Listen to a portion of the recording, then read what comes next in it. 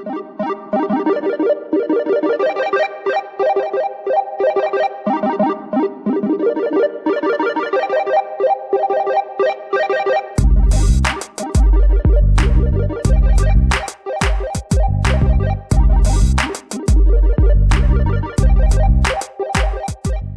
so I'm Kinneson Lalor.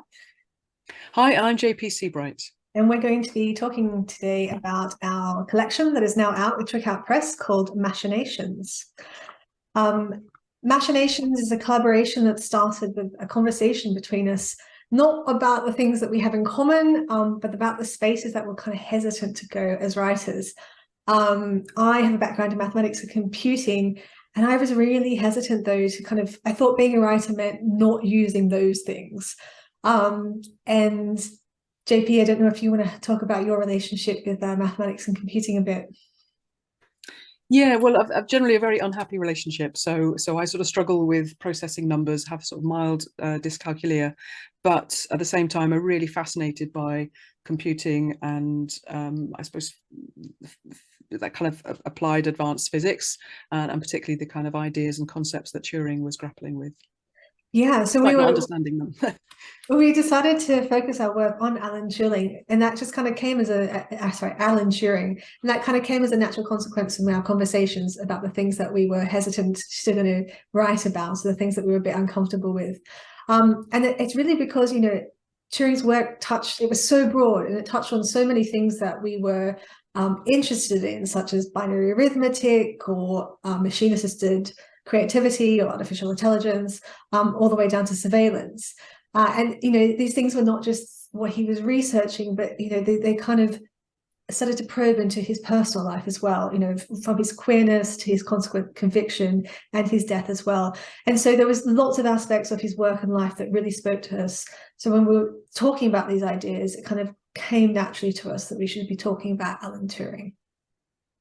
And so we decided to write the collection as a call and response to begin with. It didn't quite end up that way, but that's how we started it. And so at the very start, once we had an idea of what we wanted to talk about, I wrote an introduction to kind of guide us through what we will end up exploring. And so that's how we started. I wrote the introduction, which is normally the opposite of what happens.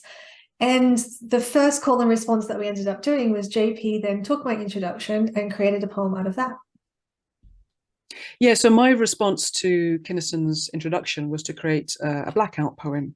And blackout poetry or erasure poetry is obviously interested at looking at perhaps what the hidden meaning or hidden story is underneath the original text.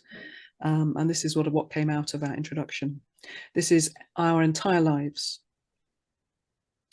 Our entire lives have never touched. Somewhere a photo of absence is recorded, empty and overwhelming. Your story made up, meanings, spaces between, ways through the same blank space.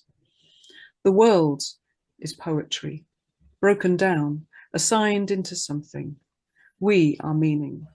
We become words.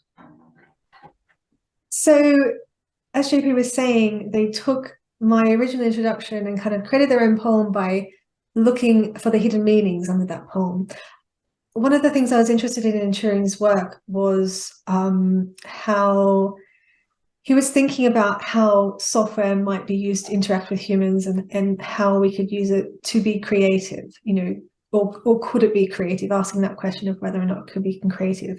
So there's a series of poems in the collection that take images and make poems out of them, or take poems and make images out of them. And this is one of my responses, in fact, to the piece that JP has just read out.